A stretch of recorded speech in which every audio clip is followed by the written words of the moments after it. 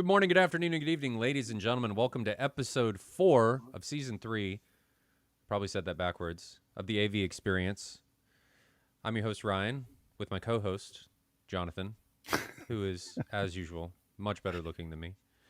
And he has had a great day cleaning that beautiful new car of yours, which has the THX Experience. But have we talked about that on stream yet? I don't know if we talked about it on stream, but I've sure heard it from you a lot. Oh, because it's awesome. It's awesome. But before we jump into that, Jonathan and I took a little bit of time, which we haven't done before because we're peasants, and tried to equalize our volume. So are we better today? Or is really, it completely and utterly terrible? I think because we're imbeciles, maybe instead of Maybe. Yeah, that's a given. We look like we're equalized. I mean, I'm watching the meters. And when I recorded it, it sounded like we were equalized, but maybe that's why everyone hates my calibrations for audio, is because my ears are just messed up. That left speaker is so much stronger than the right speaker. Oh, K-Man's like, late! Man, we started literally 30 seconds ago. I'm not going to put you in detention. Ryan saying, sounds good, actually. Yay! Woo! But has it been not good in the past, and this is quality of life change? I watched a little bit. It was really bad at some point. Yeah, it was. Yeah. It was. But, we're imbeciles. We're dumb. We have no idea what we're doing. We're doing an AV podcast. Yeah. Doing the AV Experience and our sound isn't very good. What is that about? Man.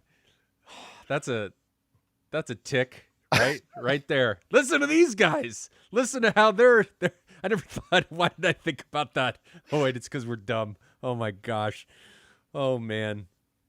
But anyway, back to what I said about your car. So for anybody that doesn't know, Jonathan got a new car, and his car literally has the THX intro that will play when you push a button. One button. How cool is that? That's awesome. My wife would hate me. She would make me sell it.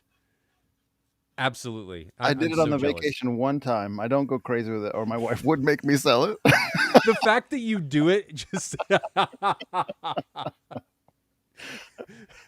Oh, man. The kids all perked up. I was in the kind of the middle of the highway when things were just kind of like, calm and peaceful. We hadn't had any noise for a while. I just went to the menus and pushed that button. So what crossed your mind when you did that? Like just driving down the road and randomly it comes in, you have that intrusive thought that you're just going to act on, and you're just like, I'm going to push the THX button. And I really wanted to see the reaction from everybody, and my kids gave it to me. It was pretty fun. They're like, Dad! But not the kid. I want to know what Megan's reaction was. What was Megan's? She's not into it. Did she even make eye contact at that point? She didn't do anything spectacular. When I got this car and we found that button, Megan was like, "Oh my gosh, I can't get away from this even in the vehicle now." Pretty funny. She's probably like, I need an annulment. Oh man. So you were busy the last couple of weeks. I see comments and like, where are you guys? Well, we were both busy. I was on vacation in Yellowstone, and they thought we died. They were like, "Did you guys break up, or is the stream not happening anymore?" I'm like, "Guys, maybe we didn't talk about it before we left. We just we mentioned it. We said we were going to be a hiatus for a couple of weeks. But if you don't catch the last stream and all of a sudden there's just true. Then you just don't know. Well, maybe people don't listen to the very end because they're like, man, these guys' sound sucks. They're trying to tell me about AV stuff and their sound's terrible. Oh, no. Yeah, I'm out. So we'll talk. We talked a little bit about Magic Beans last time with... I don't think you've had any more experience. I don't have any... I mean, I've been out of town, so I haven't revisited it or anything. So we've got, who was that? Senyo Yanjo Brian. You got to tell me, give me like the enunciation breakdown of your name, because I really do want to pronounce people's names correctly. From Uganda. That's cool. That is wild. And then you've got Mosin from Australia, and then Howard from Singapore. You realize we don't have any Americans in here. They're all, they like our accent. They don't know that we're not smart. They just like our accent. Ryan's not American. Definitely not. But what have you? So you went to Yellowstone? Yes, and Grand Teton, and it was probably truly one of the most stressful vacations I've ever been on in my life. And you were worried the volcano was going to get you, weren't you? No, if you've ever seen the movie RV with Robin Williams, yes, it was like that. Oh, without all the zaniness, but all the things that go wrong, like on a trip. Yeah, I mean, just like packed in. Yeah, but was it worth it? I mean, did you enjoy it? We did enjoy it. It was like every time we opened the camper, something else was broken. And sometimes, like at one point, we couldn't even open the camper because the door was broken. Things like I brought a tire inflator the neighbor loaned me to fill up the tire, and I thought I'll top off this tire, and it broke, and all the tire emptied. It's like stuff. What? Stuff so like not only did the inflator not work, the tire continued to deflate. I mean, like it broke and it let all the air out. Like, this is horrible. Oh man. We were in roads in Nebraska, like 2 highways. It's supposed to be one of the most scenic routes in America. So we chose it intentionally. But what I didn't realize is that road is so rough. I should show a little video. I'll see if I can pull it up later for a laugh. It's one of those roads where you're doing this. And with the trailer on the back end, it was really doing this. And I look back in the back and my kids are like jumping out of it. And their shirt is literally doing this because it's so much bouncing. Like the little 2 kids, the 6 and 8-year-old, are like bouncing out of their seats up and down. And this went on for like a half hour. Oh my gosh. It broke lots of things in the trailer. Not only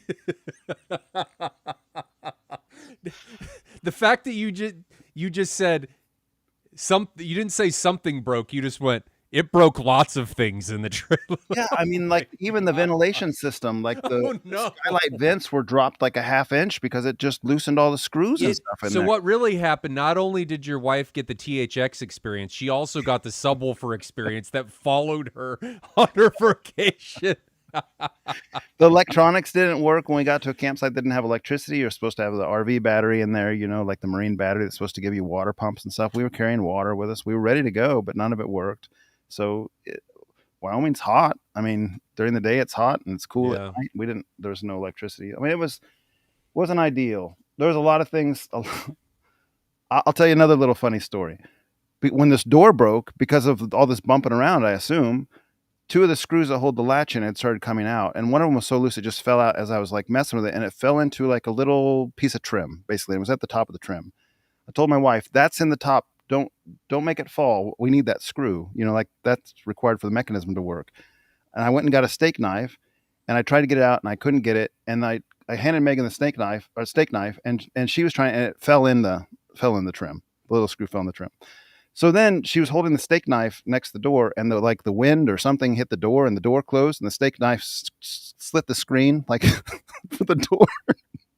I'm not kidding. There's so much stuff. I could talk about stuff that went wrong for a half hour. And it was my first time pulling a big trailer across the country. We're getting 8 miles to the gallon, which is fun. The brake controller I didn't know how to use. It was new to me. I asked my neighbor how to use it. He said, put it on 5 and don't worry about it. But 5 was so strong, it made me all of us slam our head in the windshield because it slammed the brakes on so hard. So I turned it down to 0 thinking that was probably what it was supposed to be at because that was what the car came with.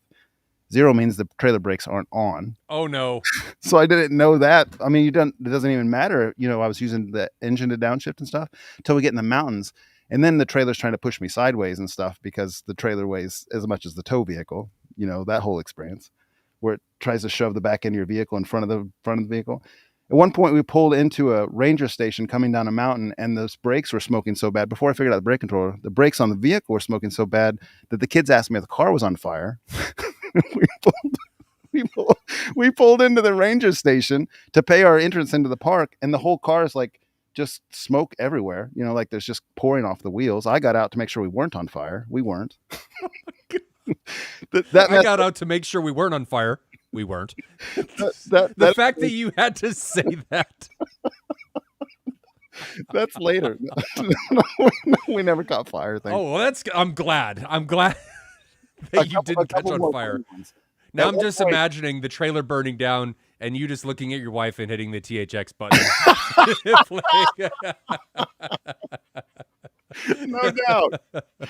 Oh man! At one point, I was trying to figure out the brake controller, so I'm trying to do it on the fly, like figure it out. At one point, I'm going down a mountain with a 9% grade where they have all the warnings, like caution, use low And gear. you have no. And I had to accelerate to go faster than 30 miles an hour. I was giving it gas to go faster than 30 miles an hour. I'm like, this is horrible. Something is very wrong. Something is wrong. And I couldn't. I'm accelerating going downhill. I can't accelerate going downhill. Oh, so I'm using the gas Yes, to accelerate to go downhill. I have to push the gas to go down this mountain faster than 30 miles an hour.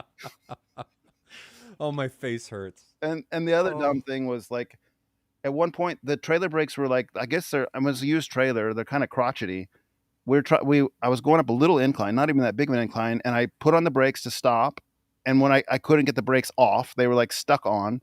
so I'm like, I put it in first gear, and I'm like, all right, I just overpower them. I'll get it moving again. The Lincoln Navigator foot pedal is to the floor. There's no more gas left to give, and I cannot get it to go forward. Good brakes, then. At least they work.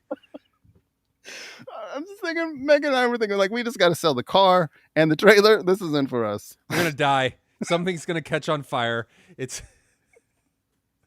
Oh. All right, one last story. And I have many more, but this is not what this is about. But one last funny story. So we pull into Grant Park in Yellowstone, and we tell them at the desk that we have a 27-foot trailer.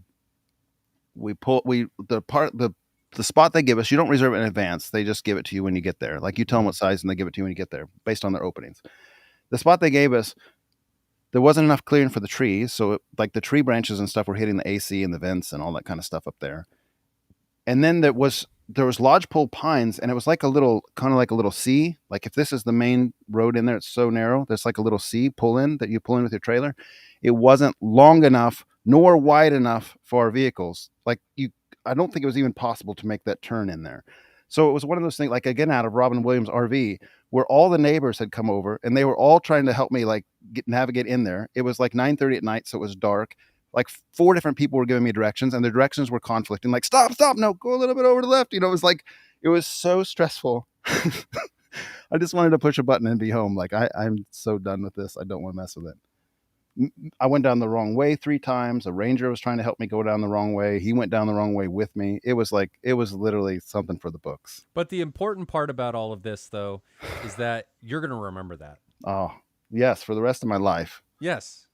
And your kids are going to remember that. And that's going to be something you're going to talk about. Maybe not in a good way.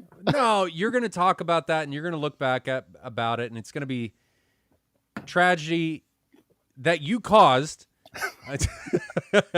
that you experienced together. No, you didn't cause it. But, man, what a time. Yes. I'm glad you didn't burn up in a fire. Yes. That's important. And we saw some cool stuff. There's some, I mean, have you been to Yellowstone? It is really cool. I have never been to Yellowstone. That is, I do want to go. And then we went to Grand Tetons for a couple of days after Yellowstone. So that's a nice trip. We'll probably go next year. My wife decided that we were going to go to the Bahamas. Yes, I've never been. I'd never been either. And we went to the Bahamas.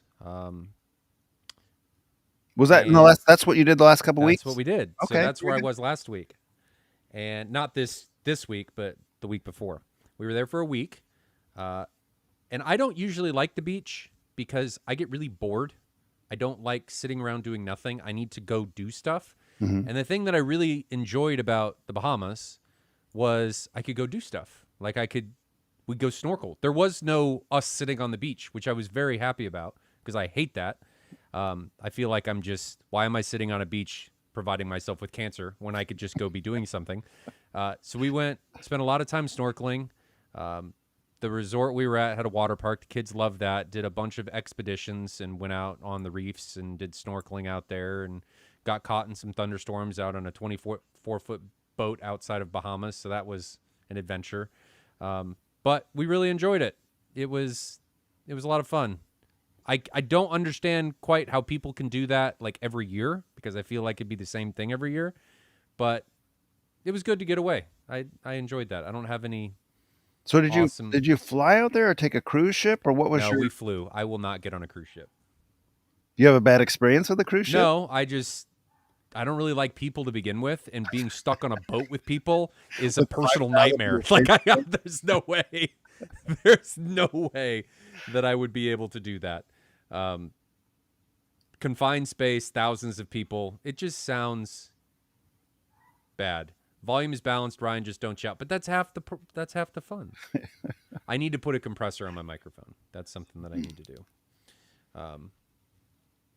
Maybe there's one that I can find in the Restream stuff. I can ask them afterwards, but we'll figure it out. So that's what we did, and then we came back, and now I've been doing the Artisan Tour. So the Artisan Home Tour. It's like the Parade of Homes, but it's the big houses. So we did all of the AV in one of the houses that's on the tour. So we've been out there for the past couple weekends doing the whole sales thing. So that's what I've been doing all weekend. And then it was my grandfather. So I don't know very much about that, Ryan. Tell me more. Like it's is it like homes that people own or that are sharing out? No, Like so are you familiar with Parade of Homes? So Parade of Homes is like new homes that get put up in it's like home builders wanting to showcase what they do. Mm-hmm. And they're for sale a lot of times, or they're the models in neighborhoods and stuff. And the Artisan Tour is that on steroids. So instead of there being hundreds of tour houses in this area, there's 15 houses, and they're all like big houses. So this house that we did all the low volt for, so distributed lighting, media area, golf simulator, AV or automation, outdoor speakers, distributed audio, all that stuff. The house is like 8,200 square feet, and I think its for sale price is $5.5 million. Woo. So the house is insane. Like the house, it's got a waterfall on the pool. The hot tub has like 4 side infinity edge that heats the pool that comes down. It has this house, the pool house, like it's not like a full house. It's like a bathroom with storage. The bathroom that is in this house is nicer than my master bathroom. The kitchen island in this house is like 16 feet across. Whoa. And 10 feet deep. You cannot clean the center of this kitchen island without crawling onto this kitchen island. That's kind of weird. It's a gorgeous house, and it's very open. With how open it is and how large the kitchen is in the living room, it makes sense, because if the island was smaller, it would get dominated by the space because of how open and tall the ceilings are. It's a cool house, way outside of what I would be able to do, but that's where I've been all weekend. So it's a cool experience. Kudos to my partner Tony for organizing that whole thing and doing that house. So, and you're getting ready to go to Cedia in the next couple weeks. We are going to Cedia. Yeah. So Cedia is 5th, 7th. I will be out there the 1st through the 7th. So I'll be out there for a week, and we have to build the Chernobyl room, which I enjoy doing. I like spending time with all those guys building the room, and then we do Cedia. Tony gets to go around and do the whole Cedia thing. I'm stuck at the Chernobyl booth. But you were talking about maybe going. Yeah, I asked quite a few people, and I didn't get a single yes. Nobody wanted to go? My daughter and I are teasing the idea of still going out there, because we could fly out there for like $160 a ticket. Ask Bob. I bet you Bob would go. Bob. I put a note in the Kansas City thread and asked if anyone was going. I don't think Bob's really on there. Do you have his number?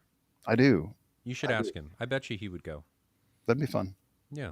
I mean, you're welcome to go under my business name. I don't know what the cost is, but we can look into that for sure. I've never gone as a participant. I've always gone as a vendor, so I don't know what that side is. I mean, I've walked around and stuff, but I've never had to sign up.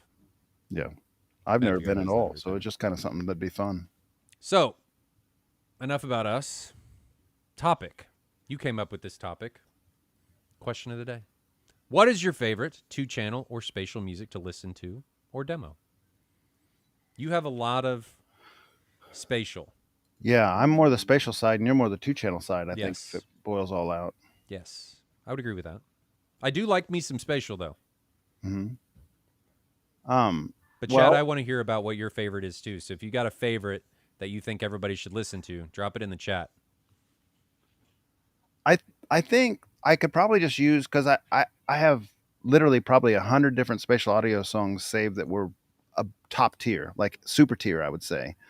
Um, and I have them in different playlists, and probably some of the ones that rise to the Sleeping on top. the couch. I'll Sorry. just give you a few, and I'm not sure the best way to do this because it's maybe if I share my screen, is that easier to do it that way, or just Mm, rattle off a few? no, I think you could share your screen. Okay, let's do that. So we'll do a share screen and then entire screen, and it's going to look weird for a second here, but I'll get it dialed up. So tell me if this shows. I can't see it anymore. I just have the Apple It's iTunes. really small. Can you zoom in? I cannot, but maybe I could just share the application instead. That would probably be a good idea. And then make the application smaller. Would that work? If I knew how to stop sharing. Okay, so we'll try share screen, and we'll just try a window instead. Does that make any difference? That's better. Can you make the window smaller? Does that help at all? I will change the size and see what happens. There you go. That helped. Yeah, it got bigger. Okay, so this is some of my probably my absolute favorite Atmos stuff, and I have Atmos music on Amazon Fire Stick and through Apple 4K TV. Jonathan's gone down a very deep rabbit hole with this. I remember when you first were getting into it and you're like, this is okay. And then you're like, this is amazing. And you've never come out. Yeah, I We've mean, lost I've him. probably been in it since maybe 2.5 years at this point. Mhm. And early on, there was a lot of stuff that seemed like it was AI mixed, and it ended up oftentimes not being better than like Dolby Surround Up Mixer with from 2 channel. Mhm. Like there was weird stuff happening. I think as this has gained popularity, there's actually like professional mixers in there doing the work now instead of like just AI, and it ends up being quite a bit better than Dolby Surround Up Mixer if it's done right. And there's a lot of stuff that's like on par with a good Dolby Up mix, but there's a lot of stuff that like in these song playlists I have, they're just spectacular, and Oh, these are they're some of really my good. favorites. So this Boom song is, and I'll just give a brief like 15-second summary of each because these are some of my favorites. So I'll just talk to them briefly. This Boom song, it has the sound go around the room, and they even at one point break down and just like start spiraling around the ceiling and getting bigger and bigger. There's really nice heavy bass. It's just a fantastic. It's short, 2 minutes long. It's a fantastic show of Odyssey. Tom Petty, you don't know how it feels, is just excellently mixed. The bass has high impact. It feels wonderful. There's kind of some nice guitar riffs coming from the overhead sounds. That's not out of place. It's just mixed really nicely, and it's a classic track that just sounds all the much better for being Atmos. Location is a neat song with a lot of kind of like electronic sounds that are coming from around the room. Um, Khalid does a lot of kind of modern electronic or dance music. This is a really neat kind of slower version of that kind of music. It's worth checking out. Be Like That is a fun song for bass. I'm not even sure it's that much Atmos, but it's just got as much bass as about any song you can find, and it sounds really, really good. Like they did a great job on mixing it.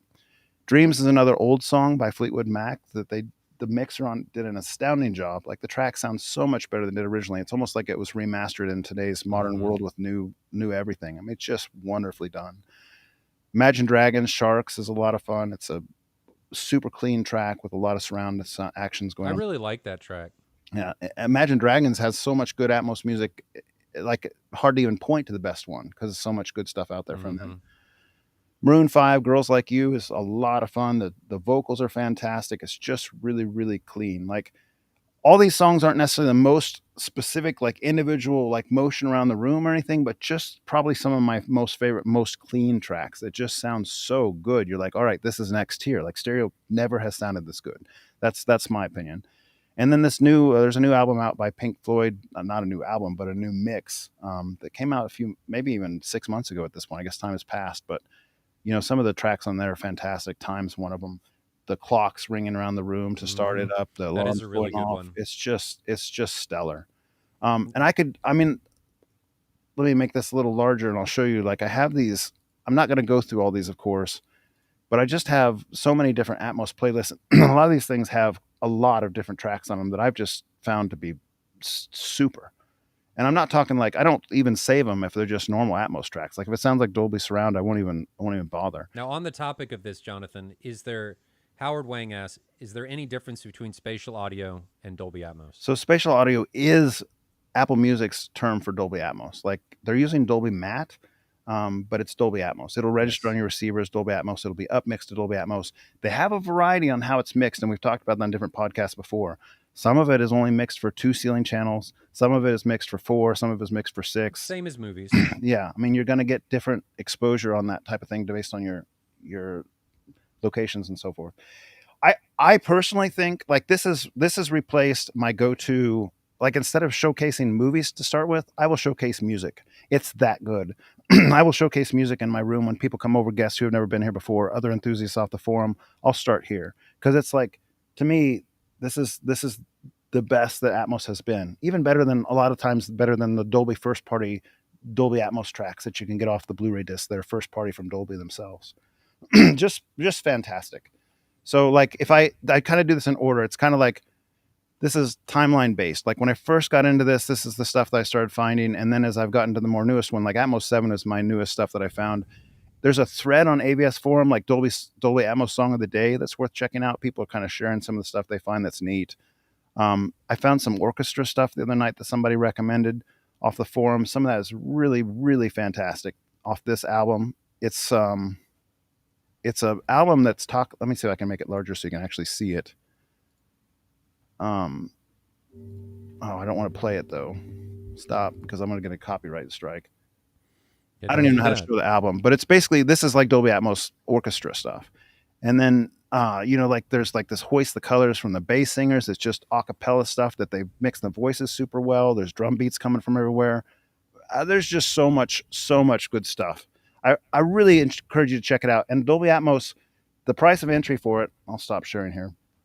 But the price of entry for it, you're going to be looking at either buying a Fire Stick or having an Amazon Music HD subscription. I think that's like $9 a month, but you can also do some of the other options that are out there that are from different streamers, but that's kind of the cheapest way to get into is Amazon Music.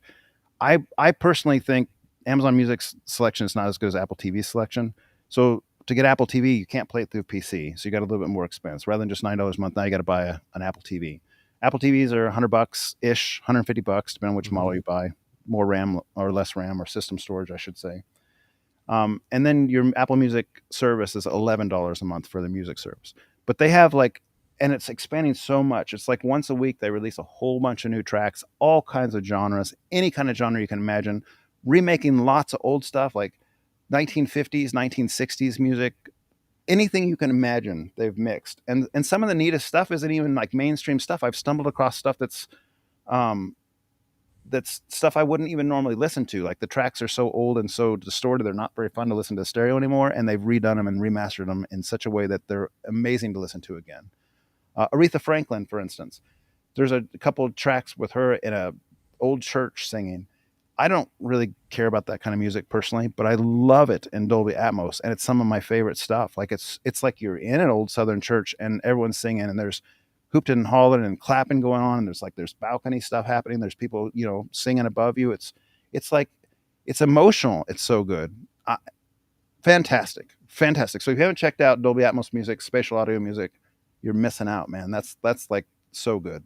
It is really good. It's a totally different experience, and I won't say it's better or worse than 2-channel. It's just different. Mm-hmm. And if you've already got the Atmos set up or the surround, even if it's not Atmos, set up in your theater or your media space, you might as well take advantage of it if you haven't tried it already. If you haven't done it yet, it is worth experiencing. It is that cool. So before we jump into the 2-channel stuff, Christian has dropped 2 super chats, and one of them is for $10 USD. Thank you very much. I saw the TCL 150-inch the other day. Wow. With TCL committing to affordable 130-inch mini LED and a not-so-affordable 150-inch in the next couple of years, we're going to start seeing TV-based home theater. 150-inch. I didn't even hear that. I didn't know that. Wow. And his next super chat, $5 USD. Thank you again. Can we use 2 LS12000s or an NZ7 together to double the light output for large screens, 180 to 200 inches, like they do with commercial projectors? It's funny that you bring that up because Jonathan, almost like a plant. Yeah, we're going to get to this. Let me talk about the 2-channel stuff first, and then we will come right back to this because Jonathan actually just did some of this with Ryan Kramer, who is also in chat with 2 LS12000s on a 220-inch screen. 180 or 200. 180. Okay. Something like that. All right. So let's talk about 2-channel real quick. So Anthony says it's better than 2-channel. It's not. I think it is. Well, it's a different experience. It depends on what you're trying to get. I think you may these may be fine. There's gonna be personal preferences. Like you, yeah, I have no problem with you saying it's not. But this may be fighting. These may be fighting words, right? I think Jonathan knows where this is going to go. Yeah, it's but I think you can get away with a little bit more on the spatial stuff than you can in 2-channel, especially in a system, right? So it's like what we talk about with movies and trying to do a comparison of what a movie sounds like against 2 different audio processors with, optimizer versus Dirac or different room EQs or however you're doing it. I think it's the same way. And with spatial, you can potentially get away with a little bit more, positive or negative, than you can with 2-channel because there's less to focus on with 2-channel. I think 2-channel may be a little bit more intimate, maybe. I don't know. I like them both. This isn't me saying that I like one over the other. I like them both. Some of my favorite 2-channel tracks. Let me see if I can share my screen. It's going to be title. Window title. There we go. So I keep a playlist of some of my favorite tracks, and I have a bunch, and I just keep adding to it for demo purposes. They're all over the place as far as genre, experience, what they bring. But I'll just talk about some of my favorite artists when it comes to demoing an entire system. Anything Infected Mushroom. Infected Mushroom, they're an electronic music group. They do... Electronic, to me, can sometimes be... There's not much depth to it. Sometimes it doesn't feel like there's a lot of substance. But every time I listen to something from Infected Mushroom, it feels like I'm always on a journey. The song continually changes and morphs, and it feels like you're just being taken along on this experience. It constantly evolves throughout the whole thing. Now, a lot of their songs are very long, so be ready for that. I use Adele's Hello a lot to make sure imaging is in the center, because if she's not in the center, I know I've got some issues with alignment. SPL may be off. I use that quite a bit just for testing different things. Because there's not a lot going on when she's talking, so it's very easy to focus. And then some of my other favorites as of right now, this changes quite a bit. I really love Dominique. Most of her songs are just incredible. The intimacy, it's a female vocalist. There's some a cappella stuff. I really like and gravitate some of my favorite stuff of just simplicity. There's not a lot going on. It's just you and the vocalist sometimes. You showed me, Jonathan, some a cappella stuff. It was a little bit more overwhelming with the... Are you talking about Hoist the Colors, perhaps? Hoist the Colors. Yeah. But that was great. That's a fun one. I really enjoyed that. Chocolate Chip Trip is always a classic for listening to imaging and panning as things move around left to right. And it's also great to demonstrate kick drum because there's that kick that happens starting about halfway through the song that really amplifies all the way through about 3/4 of the song. And it's just a fantastic experience. It's amazing how many people haven't experienced Chocolate Chip Trip, let alone Tool. I mean, Tool, the musical knowledge that these guys have is astounding. And it's also pretty cool to talk to real musicians that maybe on the classical side that really like Tool because of the things that they do in their music that is more of a shows professionalism, I guess, and a real understanding of what's going on. Let me get rid of this super chat. I forgot that was up there. Let's get rid of that.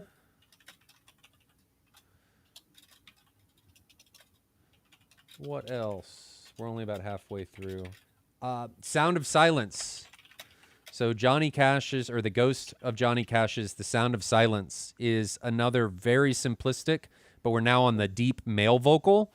I think it's important, especially when you're demoing, to not showcase a lot of the same thing. It's important to move between male and female vocals, maybe a higher and lower octave male and female vocal, go through some rock, which if we go up for, where did they go? Polyphia, Playing God and Saucy are great examples of this. They've got the guitar, they've got the bass, and it's acoustic. So there's no vocal in either of these. And I think it just showcases something that doesn't get showcased in a lot of systems or a lot of demo experiences. Cashmere, obviously, is one that a lot of people will know from Marson.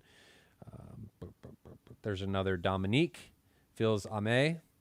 And then you like Ratchets, don't you? I do. Yeah. I like that one. Ratchets is a good one for showing some low end. I've started to like this guy, Hugo Cant. I wouldn't say it's necessarily a showcase of your system. It's just high quality music. It's different.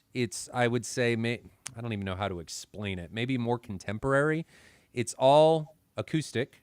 There's no vocal. There's no anything in them. And they're just different.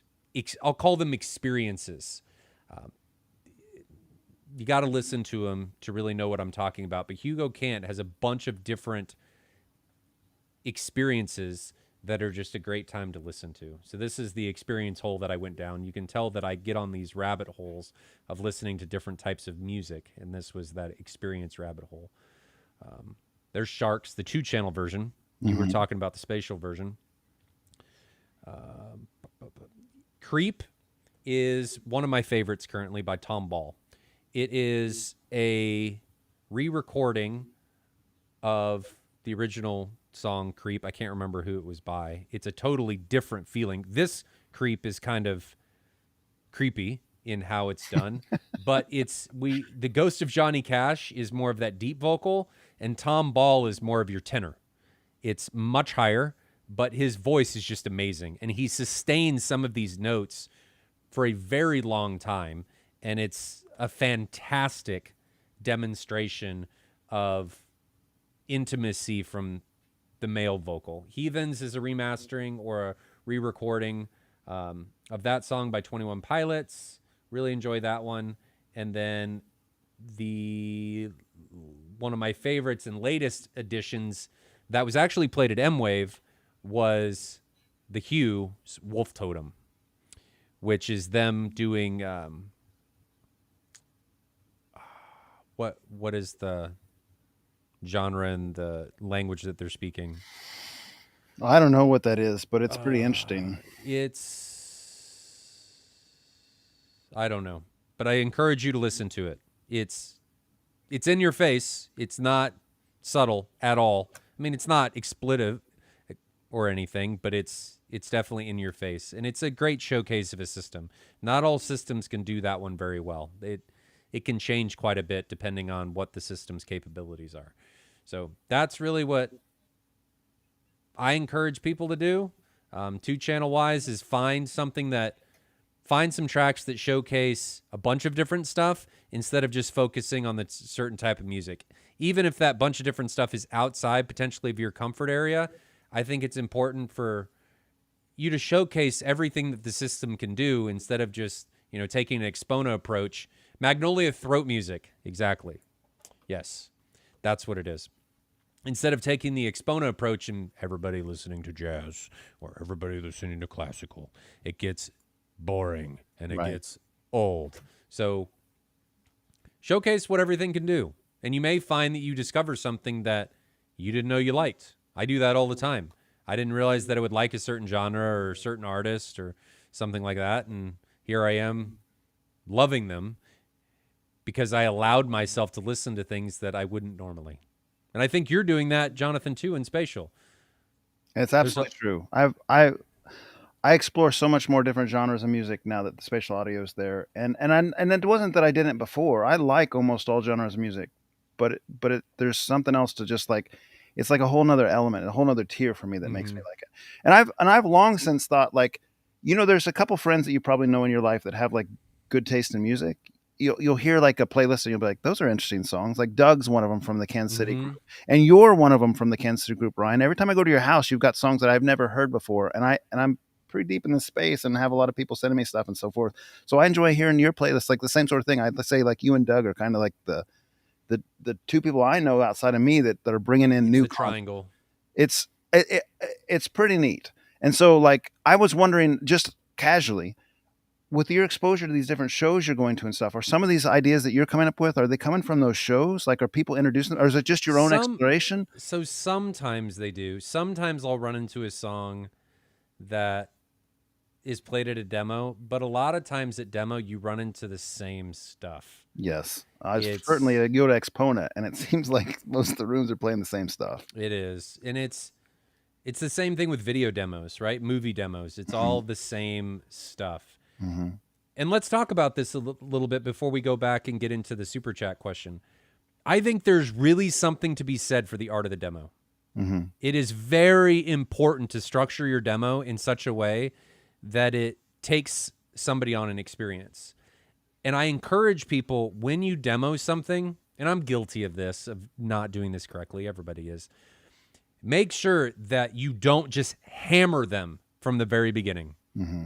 Because when you do that, you're effectively clipping somebody's ears. And you've set the stage for something so loud that it's difficult to recover from. So start here and then build. And build and build and build and build. Or, start, come up, and then come back down, and come up, and then give yourself a break. It's like trying on cologne. You got to reset with coffee beans. Resetting with eating something. Resetting your palate when you're going through and trying different types of food. It's the same kind of stuff. You've got to reset. And that doesn't mean listen to something that isn't good. It means reset on the dynamic range. Don't always be up here. Mm-hmm. You got to make sure that you can showcase what's down here. That's a big reason why A Quiet Place is such a great demo when you're getting started, because it showcases what's down here. It also has up here, but it showcases what you can get down in the quiet areas. I agree in full. Now, back to the super chat, unless you have anything else to add. I think this is kind of an interesting comment. I'm going to show it here, and then we'll go to the super chat. But I didn't know that. That's interesting. That old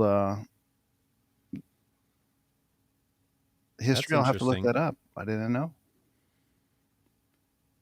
Thanks, Ryan. Wonder why they did that. It'd be funny if it was just a cost perspective, which is amazing how many things came from, I don't want to spend this much money, so we're going to use two speakers. Well, I think that's one of the reasons also that I really like spatial audio, is simply because it uses a center channel that's anchored no matter where you sit. So if you're listening to dedicated 2-channel and you're got multiple seats and you're not in the center seat, it's not as ideal, right? Because you're hearing the speaker primarily that's closer to you. And so the whole stereo imaging is gone.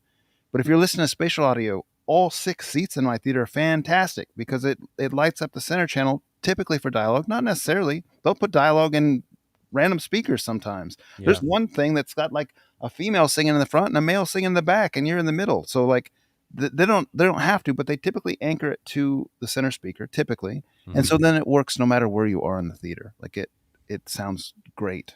So it's another way to, that I can enjoy it with listening to my daughter, if my daughter's in here with me or something, Cool. Very cool. Scott Friend says, no country music. Kansas guys. I've never been into country. You know how I mentioned earlier that I like almost all genres of music? That's one of my lesser favorite ones. There are songs that I appreciate in there. Strawberry Wine, that type of stuff, old, few and far between.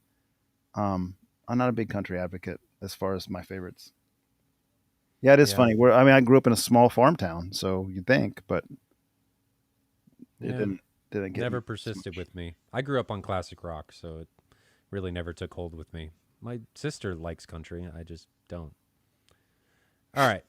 So back to the old joke. What happens if you play country music in reverse? You get your dog back. You get your car back. You get your wife back.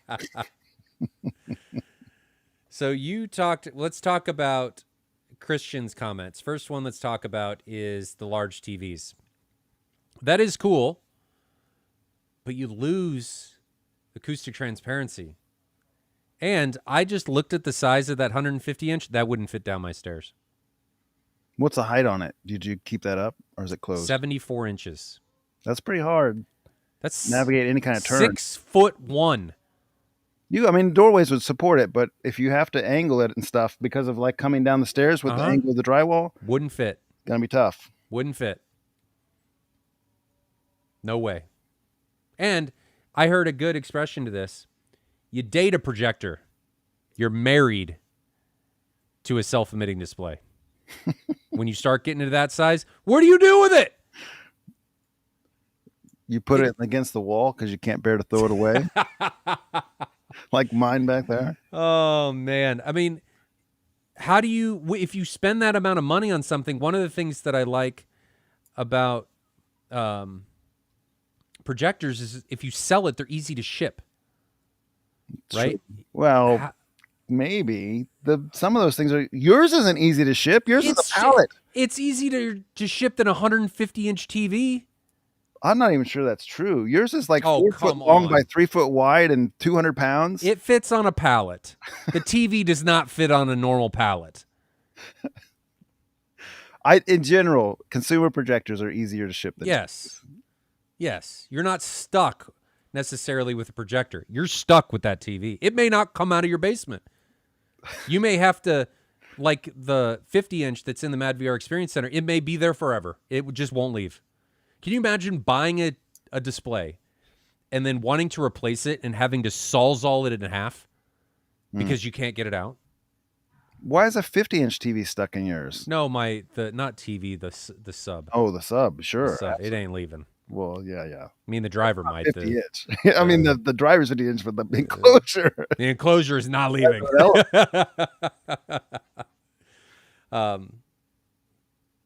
Any thoughts on that?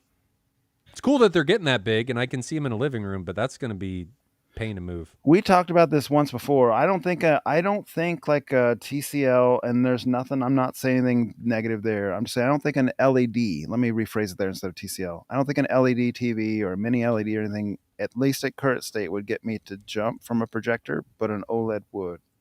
If there was a 130-inch OLED and it was affordable, I would be figuring out. Would it fit down your stairs? I have an entrance down here.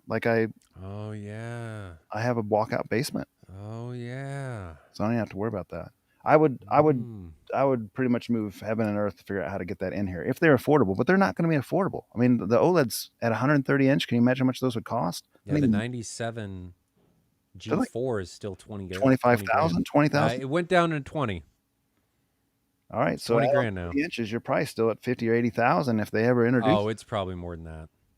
Too much. You know how the panel lottery that you'd have to play for that, for the manufacturers to get a panel that was that large that didn't have any issues? Well, I mean, I don't know, but you would be able to do it, right? Because you just keep returning it until you got a good one. That's how. No, not the end user, the manufacturer. Like getting a panel made that's that large. I think that's a big reason why the price gets up is because it's difficult to do without issues. And the price increases astronomically for stuff like that. But let's jump into the other part of this question because you actually have some firsthand experience with that yesterday. Yeah. So Christian's second question is, can we use two LS12000s or NZ7 together to double the light output for large screens like they do with commercial projectors? So pay attention also to Ryan Kramer's chat comments because he'll be speaking to this as well. We went over to Ryan's house. His name is Chirpy on the forum. He's got a fantastic theater. And I don't even remember, Ryan, I'm sorry, 180, 200-inch screen, something like that. It's a 2.0 ratio. It's huge screen. And he had a single LS12000 as kind of a placeholder, perhaps, to see how that worked and to fill the screen. And it works fine in SDR. It actually does really well in SDR. It doesn't do so well in HDR because there's just not enough brightness for it as a single. So just out of kind of like the back of our mind, we thought, at some point, even like a year ago, this would be fun to like see if we could make two of them work. Like, how hard is it to line up two? And here you go, 200-inch diagonal, 115 gain perf. Any rate, conventional wisdom on that is that you will have trouble doing it. You can't do it. It's difficult to do it. You're going to have issues. It's going to be a headache, and only half of that is really true. It is going to be a headache. but you can do it, and it can work really well. In about 40 minutes time, we got the two LS12000s lined up really pretty well, to the point where, like, when we're watching it, we're all in the room saying this is better than a commercial theater as far as sharpness. So it, like, we got them lined up even in just 40 minutes time, with one of them hanging from the ceiling and one of them on a shelf. The lenses were as close as they could be. The projector's basically touching, which is what you'd need.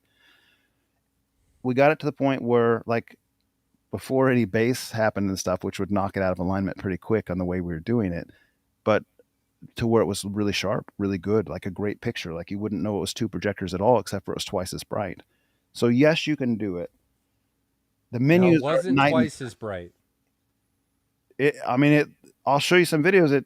It's significantly different. It's not just a little different. Like, when you cover one lens and you bring the other one over, like, it looks, because usually it's half the brightness of the second one is added to the first one. I mean, that could be true. I don't know the actual physics of it or whatnot, but it's significantly brighter. Oh yeah, to the point where it brings the scene to life.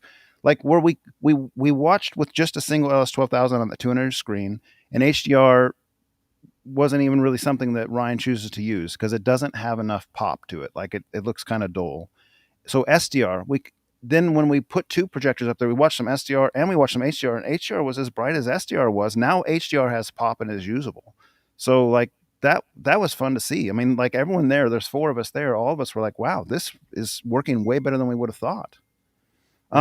Now caveat, multiple caveats. This is very important for all of you guys going, oh, well, I could do that, right? This is why it's not done very often.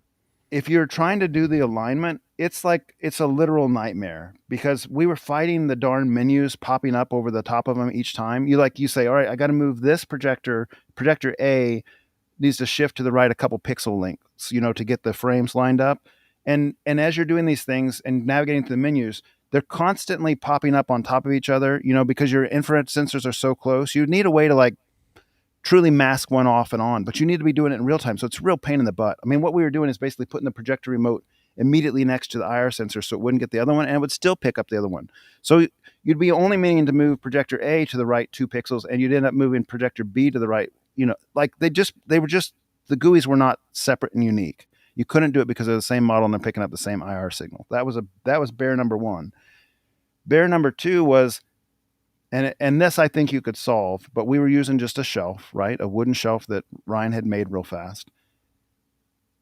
Anytime the bass got activated, they'd get out of alignment again. Like, we'd spend a couple minutes getting them perfectly lined up, and then the bass would hit, and you'd go back to the grid after the thing, and the grid would be this far off between the two lines, and that's enough to, like, really mess up the picture, right? So the caveats are, it's very complicated to set up. If you had any kind of pixel, like, let's say you had a lens memory because you had a 235 to 1 screen or 2.0 to 1 to screen, I personally don't think it's even worth it. That wouldn't even work. Because I know from having JVC and Epson and Panasonic projectors that have lens memories that those drift over time. Like, small, but they drift over time. They do not stay exactly where you put them. And so, like, a month down the road after you switched it multiple times, it won't be as perfect as when you originally set it.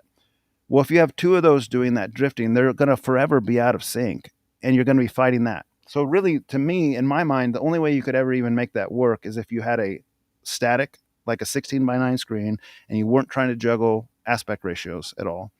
Then you might be able to work, and you'd have to rig up some sort of platform that was so solid that it was not going to move with bass or with anything else, basically out of metal. Like, I think you could do it if you made an aluminum shelf, and you joined them by, like, a rod of aluminum, and they were all just firmly mounted, and you had those projectors basically, like, drilled and screw mounted into those shelves where it was like a solid piece and you could shake it and it wouldn't move. I think you could get away with it, and I think it would work really well, surprisingly well. But that setup is aside from the drifting. I don't think it would drift if you weren't shifting the pixel resolutions. It shouldn't, right? If you're static set, I don't think it drifts. It shouldn't drift. It shouldn't drift. I mean, if you're running like 150 dB, yeah, it's probably going to drift. But I think newbie, no stacked projectors for you. I think 120, 130 dB, because my projector doesn't seem to drift as long as I'm not changing the aspect ratio. Changing the aspect ratio is where I see that it drifts.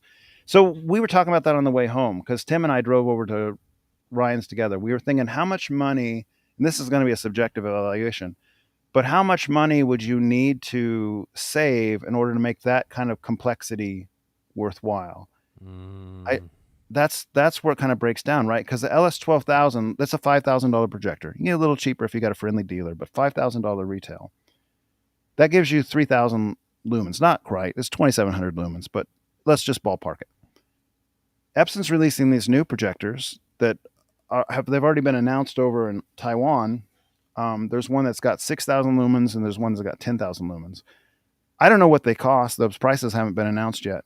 But if the 6,000 lumen projector, and it's the same as the LS12000, the same engine, the same motion, 120 hertz, HDR plus, like the whole 9 yards. If that's like 15,000, is it worth 5,000 extra to not have the complexity of having two projectors? That answer is probably for most people, yes. Yes, and this is what a lot of people don't think about in their media and home theater experiences, is that if things don't work easily, you ain't going to use it. You're not going to use it nearly as much, and if you do, your family sure as heck isn't. Like, think about, to yourself, all of you out there, how many of you guys have partners that won't turn the theater on themselves? Now imagine making that theater more complicating, and it's just not, it's not going to work. So I think that paying to not have to deal with that is a big reason why it's not done very often. And I'm sure there are other issues like uniformity and stuff as you get out to the edges that we're not even talking about right now, because your lens uniformity would have to be identical, and that's it was surprisingly good, Ryan. I wish you could have seen it. Like, I know you were busy last night, but it was surprisingly good. Like, none of us, especially in like 40 minutes. What we did is we went into the pixel grid alignment on both projectors, and we made sure the pixel grid was perfect. You know, where you do the RGB and you're making the so we started there. We had a real great spot there. After we didn't start there. We started with getting the size the same, and then we went to pixel grid alignment, and then we did the fine tuning, and without having them both hung, without having that super secure thing, I'll show you some videos here. Like, let me share screen and I'll show you some stuff. It was remarkable. Again, as soon as the bass hit, it was messed up, but it was remarkable when it was remarkable. It was remarkable when it was remarkable. Okay, let's see if I can show you some things. Tell me. I might have to turn out an ATR. Is the color all jacked up? Because I don't think blown out. Yeah, Restream doesn't support. This is kind of a mess. Let me stop for a second. Let me turn off HDR, and then it will look better. And then my videos won't look good because they're recorded in HDR. So this might be a failed mission here, but we'll try it. Failed successfully? So I turned off HDR. Hopefully I didn't disconnect from Restream. No. Okay. This will make it not blown out anyway. Share screen, entire screen, share. Guys, I promise we're going to get to other questions. It's so funny that he had that question right, because how Isn't it? could the timing be any better than that? That's like exactly what we're talking about here. Okay, so let me start kind of here. Can you see Sheldon on the ground? No one knows why he's laying on the ground. He's always measuring things by laying on the ground. I only have kid here. Are you seeing my screen? Yeah. Okay, this is just some setup things where we're getting the line. This is two of them on the two projectors, and like look how darn sharp that is, Ryan. Like, you wouldn't know it wasn't two projectors. I mean, you can see over here, if this is coming through good on the stream, you can see over here that you can see the texture of the screen. It's not like I've got a bad camera or bad image. It was that dialed in until the bass hit. Until it wasn't. Yeah. So, like, you can see the texture of the screen, you can see the, and look how sharp that is. And look, because there's two projectors, you can see it's throwing two shadows. So there's two projectors going, because that's not how one projector looks with a shadow. You'd see a single shadow. So, turn this volume down. This is two projectors playing here. We were having some sort of issue with the receiver. We never figured it out for the night. It was not on YouTube doing 4K HDR. It was only allowing us to go to 1440. So those are going to look strange. But I mean, do you hear someone in the background saying, "This looks amazing"? Like, it was really impressive. Um, here, let me go here, right here. This is a good one. So this is watching Avatar in HDR on two LS12000s. Super bright, super punchy. The skin looked really good. Motion was good. Everything was lined up. Um, I mean, this is me commenting, saying like, even though there's two projectors, this is sharper than like a regular commercial cinema. Like this is really sharp. Um, and then everyone's like in agreement. So yeah, I mean, it was working. Hmm. Now, at some point in here, we got a display of how covered up. Here it is. So this is covering one lens up. Do you see the punchiness dropping? That's one projector versus two. We're just covering up one of the lenses with a Blu-ray disc. Can you tell the difference, Ryan? Is it coming through on the stream?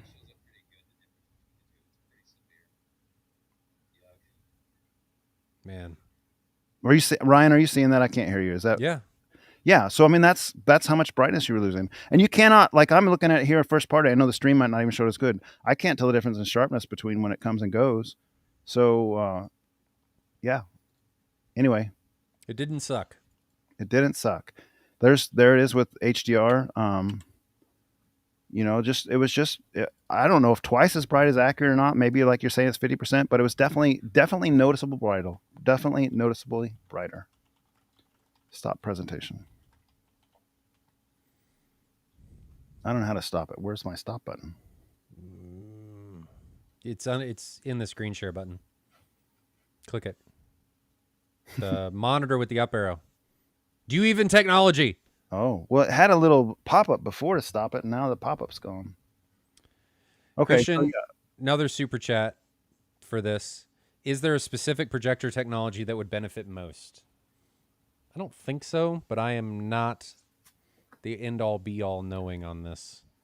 I don't know, but here's another little interesting thing for this, Christian, is that one of the guys among us that has the most eagle eyes, like his vision is super good, way better than 20/20, and he's always kind of talking about like he can see the pixel grid on projectors and he can see the pixel grid on the screen and like more and all this stuff. He's just Sheldon? one that has really it's actually Tim who's got the best eyesight. Tim said he liked it better with 2 than 1 because Epson has a little bit of like a screen door effect because of its pixel size, right? And when we had 2, because it maybe wasn't exactly perfect, but still good enough to look better than it. At any rate, he said it looked better with 2 because he could no longer see the pixel grid at all. Like he's the one that always says Epson, he can kind of see pixel grid. He said couldn't see pixel grid anymore. So that's interesting. Interesting. And Christian had another question. Is there any audio tech? Christian, you don't have to pay us every time you make a question, man. Is there any audio tech that can get us close to AT with TVs, like Sony's center channel tech that allows us to do? They're working on that. There's plenty. They're working on that. Storm has that capability. Trinov has that capability. There are speakers that try and solve this issue. Ascendo just launched a speaker called the Director that is designed specifically for this application. Now, it's meant for video walls, not TVs. But like the price of TVs, we're going to start to see a trickle down, I think, as this stuff continues to mature. So you can do some stuff with the top and bottom center channel and do some EQ and alignment and things to kind of make this work. There are some compromises that go with that, but there are some speakers from becoming more and more companies that do tackle this head on. I don't know that you'll ever get what he's really hoping for, though. And if I'm reading between the lines, the hope would be that you could get like, I would hope for having basically like timbre matches and like exact same sound as your left center or your left right. Yeah, that's always going to be an obstacle because it's not the same. I mean, it's coming out of the screen, or it's just not going to be the same as your left right. That is true. So now to the questions. Peter asks, and I'm not going to star any more questions, guys, because we're trying to keep these short to like an hour, and we're already an hour. We got to go through these questions. Have you looked into Magic Beans? We talked about this a couple weeks ago when we did our last stream. Jonathan did a test with another local Kansas City guy. They didn't dive too far into Magic Beans. They thought they did. and then they realized they didn't, because Jonathan was surprised that Magic Beans was the first room EQ that he ever really liked. And then he found out that he wasn't actually turning off his old EQ and engaging Magic Beans. So he liked it because it was his EQ. There was no remarkably similar. It was remarkably similar because it was the same thing. So, no, not yet. Yeah, I do think, I can't say for sure, but my receiver, my AV10 is acting up right now. I cannot get into the web interface, and I cannot get into the some of the firmware settings things. Might have to do a hard reset, and I'm wondering. Again, I haven't been home, so I don't. But I don't know. Like, I was trying it last night. If I go in to turn on firmware, it just turns off again. I'm automatically. And if I try to go in the web interface, it's just black. I can't get into the web interface at all. And I'm wondering if something we did with that Magic Beans like screwed something up on the AV10, because I've never had that problem with it before. So I might be in a hard reset in order to try to figure this out. Well, and if that doesn't work, let me know and we'll get that warrantied. Yeah, I don't know, because remember, it's kind of the way we were doing is a little bit of a hack. Like, we're modifying the files that Odyssey provides. We're changing them to Magic Beans files. We're uploading that. I don't know all the ins and outs of that. I don't know if anyone else has a problem. I don't even know what's related to that. It might have nothing to do with that. Maybe. But something's changed and not working right on my AV10 right now. Interesting. So Sasakanth asks, what kind of height speakers does Ryan use in the Mad VR Experience Center? Ascendo wedges or in ceilings? So they are the 12 Pro berylliums. They are not small. They weigh, I think, over 50 pounds apiece. They're large enough, and my ceilings are low enough in the Experience Center that I had to cut holes in the ceiling and then recess them onto projector mounts. But the advantage to that is I can turn them and I can tilt them in any direction at any time. So they are full-size speakers. They're the exact same speaker, just in a different form factor that is on the surround channels. The only other different speaker that is in there, aside from the subs, is the Black Swan Pro berylliums, which are up front. Mosin asks, how to fix rattling sound from the door in heavy bass. I have rattling on my entry door. I've had that problem. I think we all have. In my case, I have a hollow core door down here that rattles real bad. I just use weather stripping, like kind of the triangle-shaped weather stripping stuck in the corner. So now that there's a little bit of pressure to hold the door in place, it doesn't rattle anymore. You can get a solid core door. That will help too, but you might ultimately still be rattling against the latch, depending on how much space you have. But weather stripping is a good way to go, and it's cheap. It costs $10. Just take the door off. Go no door. Don't need it. No door. Nah, Jonathan's got a good suggestion there. MW asks, do people prefer a calibrated image or a brighter image? You can get in a fight on many threads with that question in the AVS. You can, but that's because people are delusional and they don't realize what the common man likes. What would you say, Jonathan? Well, I mean, I'm going to be on the brighter image side, and I'm not going to fault anyone that prefers a calibrated image, but I prefer a brighter image, and I don't want to trade brightness for calibration. Perfect colors are less than brighter image to me. I think it's you got to find a happy medium, and there is a reason why big box stores put their displays in torch mode. People like color, and they like bright. It's like moth to a flame. They want brightness. If you look at a lot of displays that HDR is actually clipping images in color, people perceive the increased brightness as a lot of times, when it's not done over the top and the whole image clips, as a better image. So I'm going to say that most people, from experience, prefer brighter. I personally like to start calibrated and then deviate from there, but you got to have the brightness overall to be able to do that. Paul Creamer asks, are you guys going to continue M-Wave next year? There's going to be something. What it is, I'm not entirely sure. I'm in discussions with several people and vendors and companies about this. We'll know more probably after CEDIA. But something is going to more than likely happen.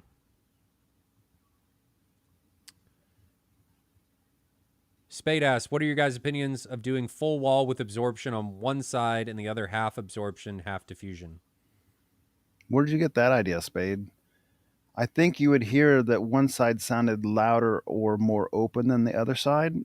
And I think you should only be doing something like that if you have an asymmetric room and you're trying to play into fixing that asymmetric sound difference. Like you're fixing a symmetry problem by doing that versus taking a rectangle and doing that with a rectangle. I would agree. Yep.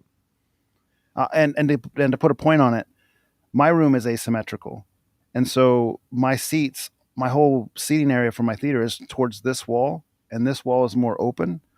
Um, so I'm not centered in the room.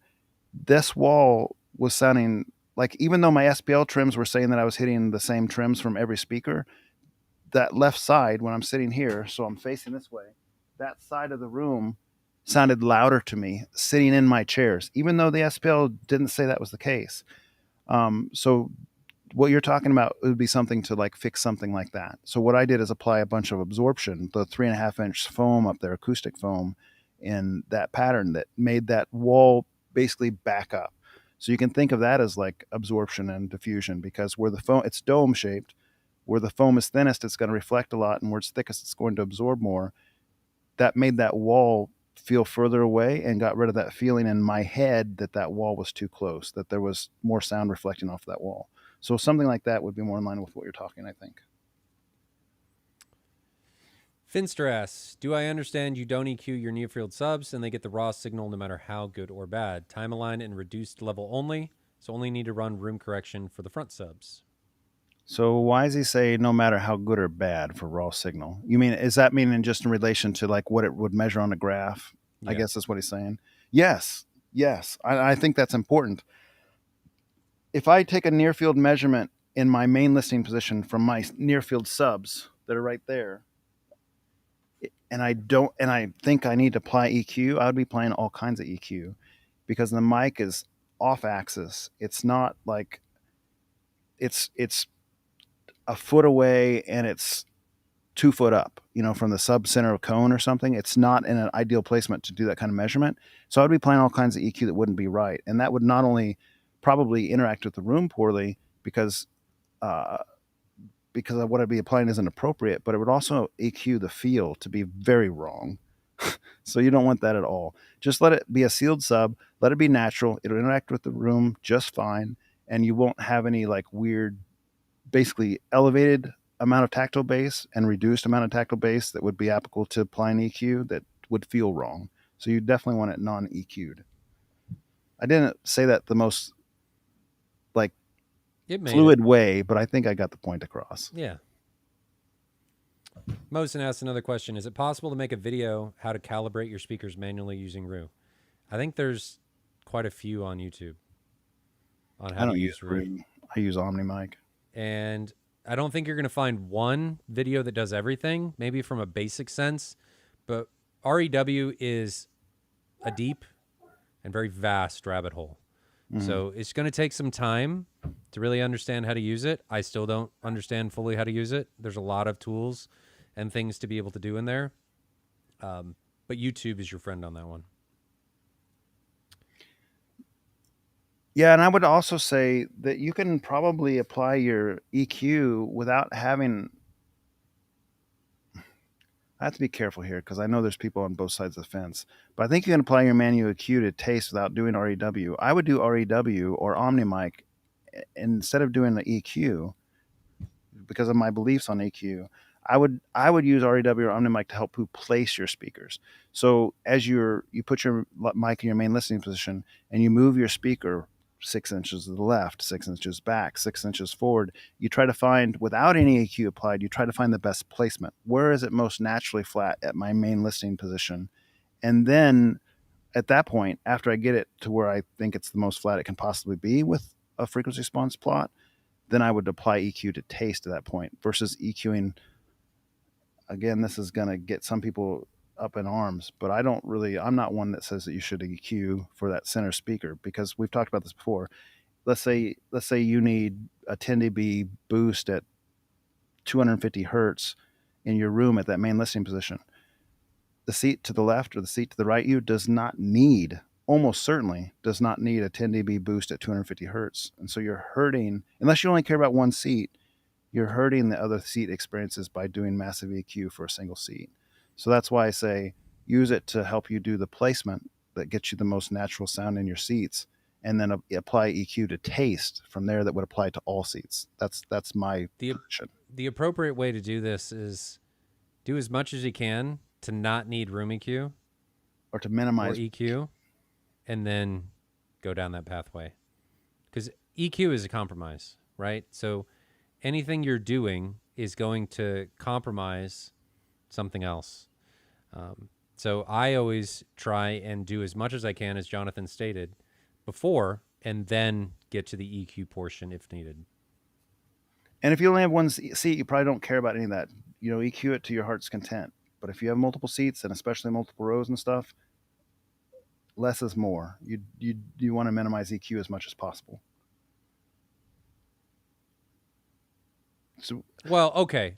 Specific granular PEQ steep shelf filter type stuff. Let me say that. You can do general EQ. You can say, I want to do... MW's right. You need to do this. Like, this needs to happen. Oh, yeah. But applying filters is what we're actually talking about. Yeah, like I'm specifically, when I'm talking, and to make it very clear, I'm talking about applying very distinct small PEQ bands that are very sharp, very steep, and they're very narrow bandwidth. That's what you need to avoid, and some people think that that's what they want to do. You want to apply very broad over a large range of frequency, very moderate over a small dB range amounts of PEQ bands. That's my preference. I think it works better for all seats. Yeah, maybe. Susikanth says, would JBL CBT 70s work as an outdoor speaker for a backyard? Yes. Heck yeah. They're waterproof. Not kind of what they were designed for. Submerge them, but they're designed for outside use. Yeah.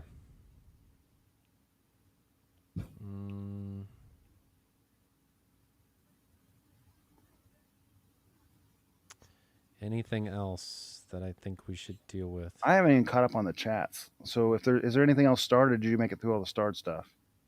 Made it through all the ones that I starred. I'll talk about this real quick, because this is an interesting thing that Ryan brought up the other night. Chirpy. Ryan brought up that some of the business class, and you may know this also, Ryan, that some of the business class projectors have basically like a feature where you can use 2 business class projectors and push a button and it will auto sync to the pixel level, like the picture, so that they can overlay. And he said that's in the consumer business space. Why is it not in the home theater space? And that's a good question. I don't have an answer to that. I don't either. I mean, it seems like he said that feature set is probably fairly inexpensive. They're probably some of the business projectors actually have dual lamps built into them. I don't have a good answer for that. Maybe it's because the image fidelity doesn't matter as much. I don't know. He was just thinking like, hey, if you could add that feature, and let's be frank about this. I have a $200 Apollo projector that some Chinese company sent me to review, that you can push a button on the top, set it anywhere in the room at any angle, even off thing. It'll do the keystoning. It'll do everything. It'll fix it. You push that. That projector costs $200, and it does a remarkable job at that particular function. Wow. So if you can build an entire projector with audio, with Chromecast licensing, with this feature set for $200 and ship it across seas, it can't be that expensive of a technology to implement. So Chirpy's idea was like, hey, make the LS12000 cost $250 more, include that button that does it, align it to the pixel grid, even like it just does it automatically. On both projectors, you push the button and you walk away. And, that's $500 total extra cost, but you're not messing with all that. All that troubleshooting we were talking about earlier that's frustrating is just fixed. Why not? Yeah. Man can dream, right? All right, so there was one more question. Finster actually asked this again. So with near field subs, there's no need for any rear far field subs, correct? No, that's incorrect. I think in an ideal situation, you would still benefit from rear subs. So he's saying rear, not far field in general. You still think that's incorrect in that way? So he's saying, I'm assuming he says we have front far field subs. Do I need rear far field subs? You don't need them. You'll get a better frequency response. More subs in general make Yes. some more natural frequency response and more Yes. native frequency response to the subs native content Yes. in the room. Yep. So it will be better to have rears, more than likely. It could theoretically be worse depending on the room and placement, but in most cases, having rears is better. I think the more subs you can have, regardless if you have near field or not, as long as they're properly aligned and you've taken care to calibrate them, your overall experience will improve. Last thing, let's talk about what did you think about the calibration video that just came out? Ryan Kramer brought it up. That Chris, did you watch it? Are you talking about Youthman's calibration Yeah. video? I'll hold my tongue. Okay. No, I mean, I think I messaged Michael on the side and asked him. I just said, like, I feel like Michael, knowing him for a year and a half, is of the same kind of spirit that I am in that regard, that he likes a bright, poppy image. And you could tell after the calibration that it had taken a lot of the brightness away, like significant amount of the brightness away. But he said that in his thing that he didn't lose any brightness. But he did, looking at the before and after images. Yeah. I mean, there's no question he did. Maybe on the peaks he didn't, but on the just general rank and file images he Well, the part of him not losing brightness was really weird to me, because usually when you calibrate one of those projectors, you're losing like 20% of your brightness. Yeah. Typically when you calibrate, because if anybody doesn't know, when you calibrate a display from the manufacturer, a lot of times your colors for each color, it's all the way up, right? So what ends up happening is you can't add. There's no adding more. It's cutting. So you have to cut typically to the lowest common denominator. In this case, let's say it's red. I have to cut everything else down to equal red so that everything is equal. And there's more to it than that, but that's a simplistic way of talking about it. There's no adding. There's only removing. So for them to say that you're only removing X, it's possible, I guess, but I just want people to know that that's not a typical outcome. Which, yeah, lumens, you're going to lose output because you're not outputting as much light because you're cutting that color. So obviously Grave Danger says he needs 2 projectors instead of 1. Got to dual stack those NZ800s. So this little picture is exactly, my phone syncs to my computer, so that's how I have this picture. I was sending this to in text message saying, like, here's the before and after picture from his calibration. Like, I mean, call me crazy, but I'd rather see a little bit more red in the monkey and actually see some details on the monkey's fur. Theoretically, that could be due to exposure and stuff on the camera. Well, I mean, it was picture after picture after picture. Now, again, we're not there, so that's fair. But, like the before and after, I don't know. To me, looking at that picture on my screen, there's no way I'd make that trade for a little bit more accurate colors to lose that much brightness. But I'm not there in person, so that's all I can say is that's what I see on my side. Hopefully it gets rectified, or it's right. I don't know. You do bring up a good point. We're not there. And I think it's important for others to realize that you're not there. And a camera can mislead you, right? And does mislead you on laser projectors. Like the JVC in both those looks like wonky, but I promise you in person, those JVCs don't look that wonky. Like the grass looks like it's neon, some sort of crazy otherworldly neon green.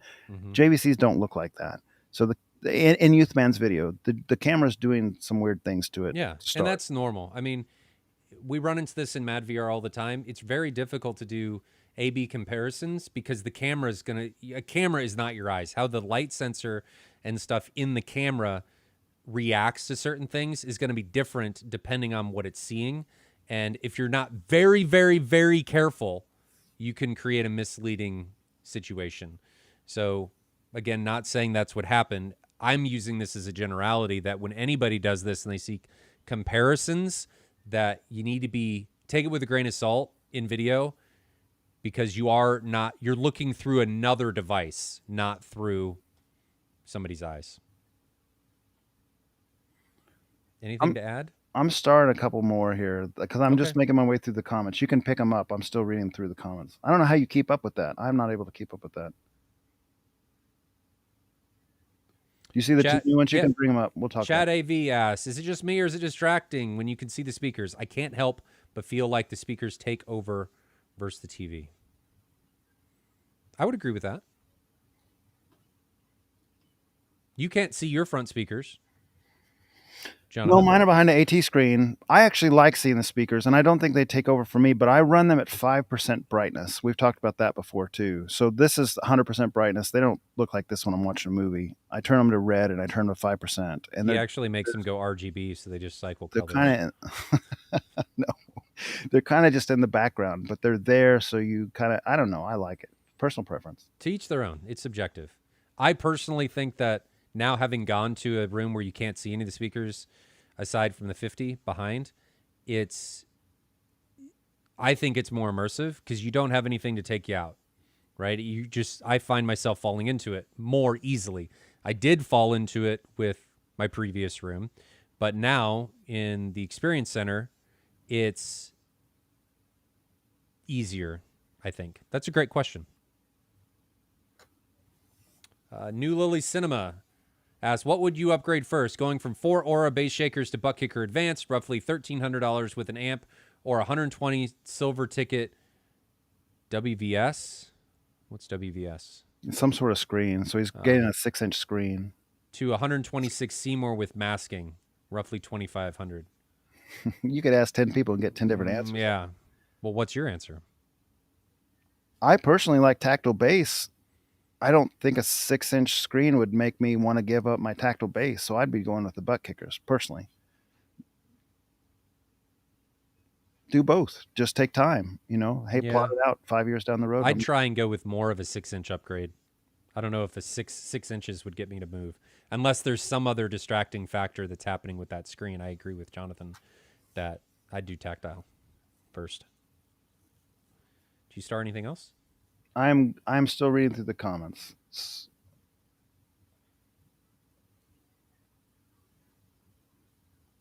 So someone asked, how did we split the signal for the 2 Epsons? It was just going through the AV receiver. They have an HDMI out, sub, like main and sub, and we just made it do that. Just sub our main output and sub output 1 and 2. Okay. I think that's it. I think we're caught up. I'm all the way through the chats. Okay. Hey, Christian, thank you so much for all the super chats. We can't say it enough. Thank you. That's nice. It is much appreciated. Yeah. And by no means does anybody feel the need to do that. You can just ask questions. We do sometimes miss them, but don't feel like that it's ever required to super chat to ask a question. It is appreciated, though, immensely. So don't think that it's not. And also, I want to bring this up. Papa Lock, one of my friends, Austin, last time we podcast, there was a $500 super chat that came in. And that was real. And I didn't react that strong to it because I thought like it was a mistake. Like I contacted him afterwards and said, hey man, let's figure out how to get you that money back, because I assume you meant to do $5 or something, and the decimal got messed up. He said, no, I intended to give that to you guys. I appreciate what you do. He goes, I've watched you guys do this over the years, and it's, you're an asset to the community. I wanted to thank you. I was just blown away by that. Right. That's unbelievable. So thank you, Austin. Like, I thought it was a different currency. Yeah. That was way beyond that. But it's one of those things that happens and you don't know how to react to it. So you don't react to it. And sometimes I recognize that can be perceived in a negative light. And I want to make sure that that we emphasize that it was hugely appreciated. Absolutely. It was just, in that particular moment, Jonathan and I were like, that has to be a mistake. Yeah, I mean, I had zero doubt in my mind it was a mistake. So Austin, thank you. All right. Next week's stream, what do we want the topic to be? I don't know off the top of my head. Chat, have any ideas? Yeah. Come on. Bring it forward. Chat, I had one that I wanted to do, and I don't remember what it was. I like to have these now so that everybody knows what's going to happen next time.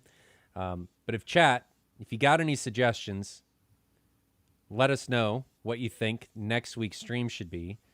I had one, and I lost it. poo. Maybe what the world would be like if every car had a THX button. MW asked if we were going to post some pictures or video on that Epson double up, the LS12000 double. I think I will. I think I'll make a video on it, and I'll probably make a thread on it. Maybe Ryan and I can contribute to the thread. That'd be good. Because it's not done that often. It's just not something people have played with that much. So I'm going to say this before I forget on the topic for next week. What if we did something about what people want M-Wave to be next year? Think that's pertinent? Sure. Because it's on a lot of people's minds right now, and it's, I think, better to be figured out sooner rather than later. So maybe we talk about that. I think that would be good. Unless somebody has a better idea. That idea may not be very good. It's just I think it's a good idea. Right, so we'll plan on that. I will post the schedule for the scheduled stream for next week. The week after that, I will be gone. I will be at CEDIA. Jonathan may be at CEDIA. It'd be cool. It's a cool experience. Like, you see stuff, you meet people. It's a good time. I think you've never been, have you? I've never been, and what's more, I'm not sure. Like, I'm not really sure it's even appropriate for like a non-vendor to go. It's not. John Q. Public isn't really supposed to go to the event, right? Isn't it kind of a slip-in type thing? It's not. I can't get a good read on that as I'm trying to poke around. And as I went to register just to like see what the registration process was like, it's like company name, position in company, obviously talking about audio companies or video or electronic companies, like make up my little company name. Yeah. I don't want to do unethical is what I'm saying. But I don't think you're doing something unethical, because you could look at it as the company of what we're doing here on the streams. I mean, you're a pivotal player, whether you think you are or not, in a lot of people's experiences in providing knowledge and guidance. And just because you don't sell a product doesn't mean you're not a player in the industry, whether you think you are or not. So I think you should not have any type of remorse or second guessing about you going, because I think it would be plenty of content creators go and they don't do anything. Just what we kidding. But they're not a vendor and they're not selling anything, so it's I wouldn't worry about it. Don't look too far into it. You do a lot for the industry, and I think it would be beneficial for you. Oh shucks. Thanks. Oh shucks. Yeah. Well, it's kind of like that imposter syndrome. Like, you don't realize what you're doing and you think that you're not that person. And man, you talk to a lot of people, and I talk to a lot of people, and like, well, Jonathan, and I saw him do this on AVS and all this. I'm like, man, that man has probably caused way more divorces than he realized that he's done. I hope not. I sure hope not. No, but you've provided an ember to somebody's flame more often than you think you have. So I think you should go. Did you guys go to Audio Advice Live? I was there with Mad VR. It was a good time. Are you getting showed out now? Because you go to shows like, seems like once or twice a month, year round. No, I don't go that often. Seems like and it. Some of the shows that we do are like a small show for a rep firm or something. We're just there as a vendor. This is me putting my Mad VR hat on, helping them and supporting the vendor. It's different when you're in that capacity. It's a lot more like teaching and people learning. And then I'm doing customer-facing shows, dealer-facing shows. Sometimes it's just training. It just depends. But I don't travel nearly as much. I'm maybe traveling at most once a month now, which is still a lot, but not usually for shows. So CD is the next one. All right. Anybody else got anything to say? You got anything? No. In closing? Chat's giving us some love, so thanks, fellas. Nick's asking, what's this Restream thing? It's a different thing than the StreamYard. It's just an alternative. The Restream Dot, I don't know what the Restream Dot is, but it may be if it's chat and you're seeing it come up in chat, it's somebody chatting from a different platform, and it's rebroadcasting that so you can see it, because we're broadcasting to 3 different platforms simultaneously. So we just want to make it easy for people to see. Midbase says, Jonathan definitely inspires me. I almost bought some mini line arrays. Yeah, he has that effect on people. All these people in the chat, like, Jonathan, you made me spend this much money. Like, come on, no, I don't make anyone spend They any did. money. I just give you crap for that all the time. I think it's people are regurgitating. Right.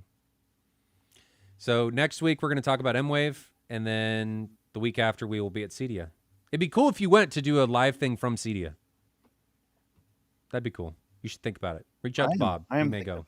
I'm very much considering it. Okay.